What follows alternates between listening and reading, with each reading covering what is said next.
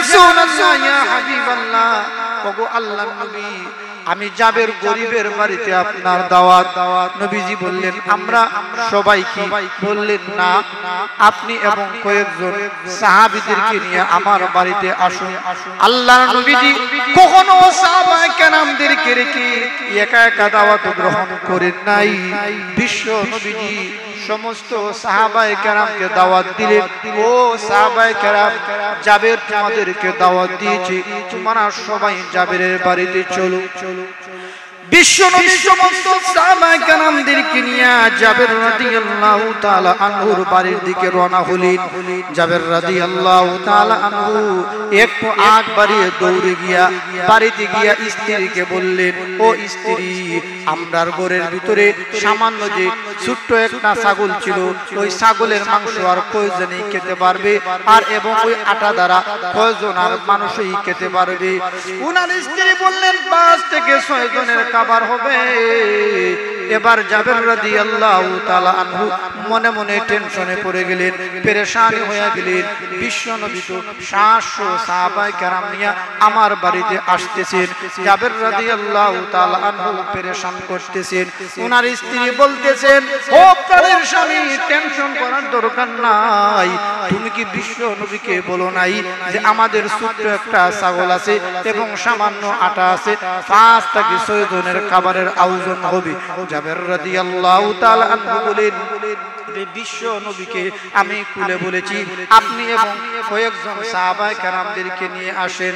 উনার স্ত্রী বলেন, বিশ্ব নবী যদি জানেন এবং বুঝেন, তাহলে বিশ্ব নবী ভালো করে জানেন আল্লাহ এবং তার রাসূলই উত্তম ফয়সালা করতে পারেন, এতে আমাদের পেরেশানি হওয়ার দরকার নাই। আল্লাহর নবীজি বিশ্ব নবী রাহমাতুল লিল আলামিন সাহাবায়ে কেরামদেরকে নিয়ে জাবের রাদিয়াল্লাহু তাআলা আনহুর বাড়িতে দাওয়াত পেতে আসবে।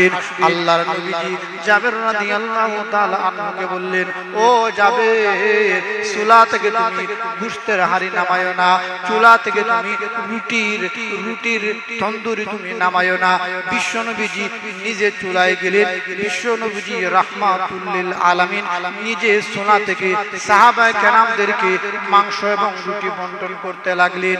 বিশ্ব নবী বিসমিল্লাহ বলে একে একে সবাইকে ওই সামান্য গোশতের হাড়ি থেকে বিশ্ব নবীজি সবাইকে খাওয়ালেন। যেই বকরির গোশত 5 থেকে 6 জনের খাবার হবে, নবীজি ওই হাড়ির মধ্যে রেখে 5-6 জন নয় 700 সাহাবীকে নবীজি খাওয়ালেন। মুমিন কি নেই শান নেই আন, गुफ्तार में किरदार में अल्लाह की बुरहान, गुफ्तार में किरदार में अल्लाह की बुरहान। कहारी व गफ्फारी व कुद्दुसी जबरूत, ये 4 अनासिर हो तो बनता है मुसलमान, ये 4 अनासिर हो तो बनता है मुसलमान। हमसाए जिब्रील अभी बनता है खाकी,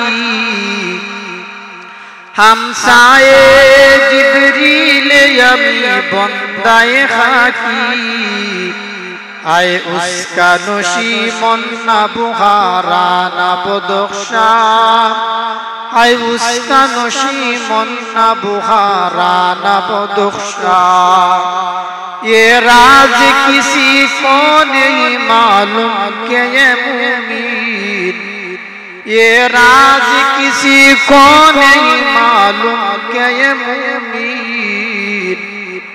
कारी नजर आता है हकीकत में है कुरान, कारी नजर आता है हकीकत में है कुरान। हजरत जाबिर इब्ने अब्दुल्लाह রাদিয়াল্লাহু তাআলা আনহু বলেন, খন্দকের যুদ্ধকালে আমরা সমস্ত সাহাবায়ে কেরাম বিশ্ব নবীজির সাথে আমরা খন্দকের যুদ্ধের জন্য পরিকল্পনা করতেছিলাম। বিশ্ব নবী রাহমাতুল লিল আলামিন আমাদের সাথে কাজ করতেছেন, কিন্তু বিশ্ব নবী 3 দিন ধরে ক্ষুধার্ত। নবীজির পেটে পাথর বাঁধা।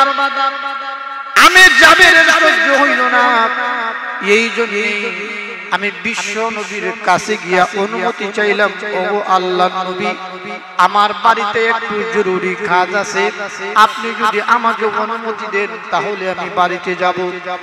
রাসূল সাল্লাল্লাহু আলাইহি ওয়াসাল্লাম জাবের রাদিয়াল্লাহু তাআলা আনহুকে অনুমতি দিলেন। জাবের রাদিয়াল্লাহু তাআলা আনহু দৌড় দিয়া বাড়িতে গিয়া স্ত্রীকে বললেন, ও প্রাণের স্ত্রী, ঘরের মধ্যে খাওন আছে কি? জাবের রাদিয়াল্লাহু তাআলা আনহুর স্ত্রী জবাব দিলেন, প্রাণের স্বামী এত মস্তির হইয়া, এত পেরেশানি হইয়া আপনি কেন আমার কাছে আসলেন? কি ব্যাপার, কোনো কিছু হয়েছে কি? জাবের রাদিয়াল্লাহু তাআলা আনহু বলেন, বিশ্ব নবীকে এমন অবস্থায় দেখেছি, আমি জাবের তা সহ্য করতে পারি না, আমার ঘরের মধ্যে কোনো খাওন আছে কিনা? জাবের রাদিয়াল্লাহু তাআলা আনহুর স্ত্রী জবাব দিলেন, ঘরের ভিতরে সামান্য কিছু জব আছে এবং ছোট্ট একটা ছাগলের বাচ্চা আছে। জাবের রাদিয়াল্লাহু তাআলা আনহু বলেন, তাহলে ওই ছাগলের বাচ্চাকে জবাই করো, তুমি রুটি বানাও, আমি বিশ্ব নবীকে গিয়া দাওয়াত দেই, আমার নবী উপবাস থাকবে আর আমার ঘরের ভিতরে খাওয়ান থাকবে, আমি কিয়ামতের দিন তো আশিকে রাসূল হতে পারবো না। স্ত্রীকে বললেন, তুমি আটা বানাও। জাবের রাদিয়াল্লাহু তাআলা আনহু ওই ছাগলের বাচ্চা জব করে গোশত কাটলেন, রুটি বানানো হলো, গোশত তৈরি করা হলো, বিশ্ব নবীকে এবার গিয়া দাওয়াত দিবেন। জাবের রাদিয়াল্লাহু তাআলা আনহু এবার নবীজির কাছে দৌড় দিয়া গিয়া বলেন, ওগো আল্লাহর নবী, কানে কানে বলেন, ইয়া রাসূলুল্লাহ, ইয়া হাবিবাল্লাহ, ওগো আল্লাহর নবী, আমি জাবের গরিবের বাড়িতে আপনার দাওয়াত। নবীজি বললেন, আমরা সবাই কি? বললেন, না, আপনি এবং কয়েকজন সাহাবীদেরকে নিয়ে আমার বাড়িতে আসুন। আল্লাহর নবীজি কখনো সাহাবায়ে কেরামদেরকে রেখে একা একা দাওয়াত গ্রহণ করেন নাই।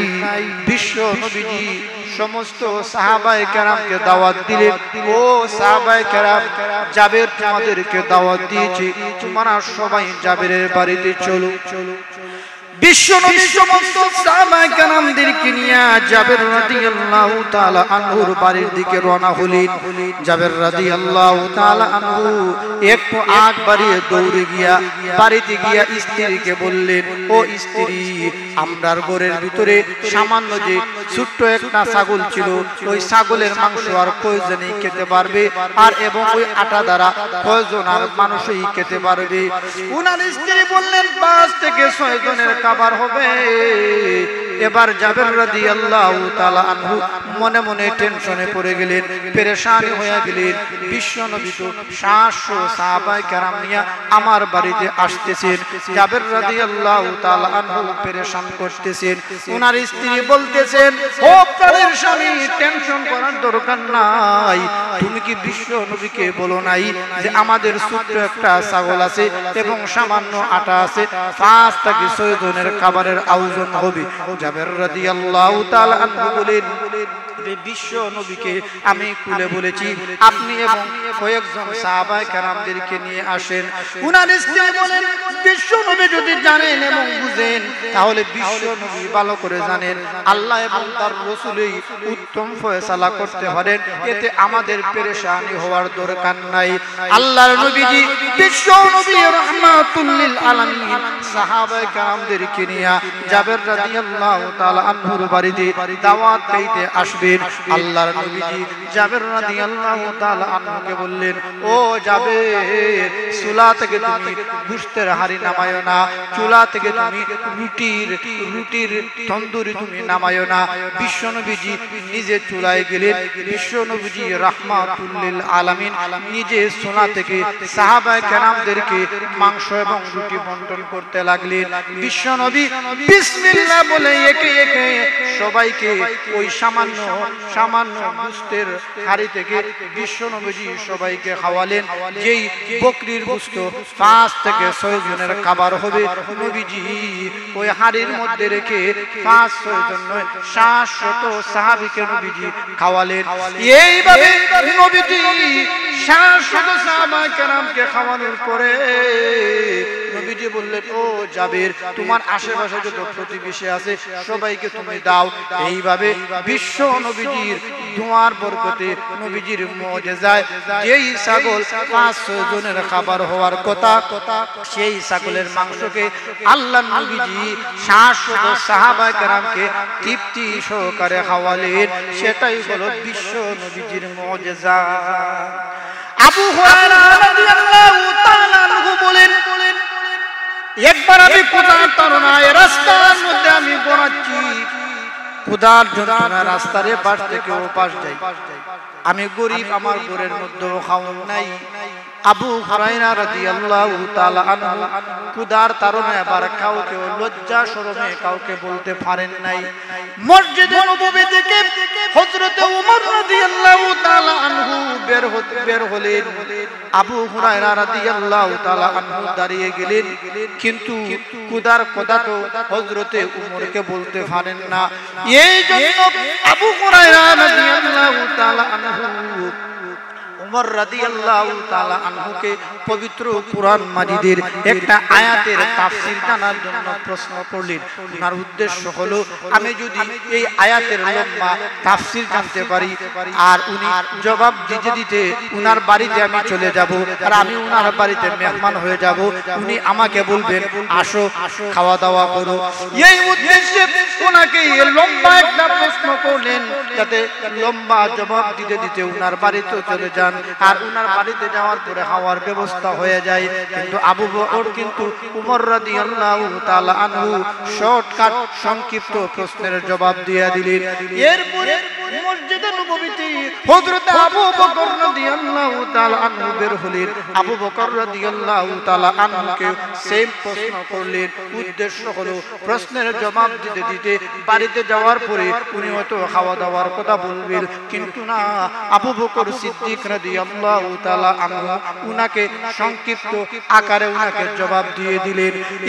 এর পরে বিশ্ব নবী রাহমাতুল লিল আলামিন যখন আসলেন, বিশ্ব নবীজি আবু হুরায়রা রাদিয়াল্লাহু তাআলা আনহুকে উনার মলিন চেহারা দেখার পরে নবীজি বুঝতে পারলেন আবু হুরায়রা ভীষণ ক্ষুধার্ত।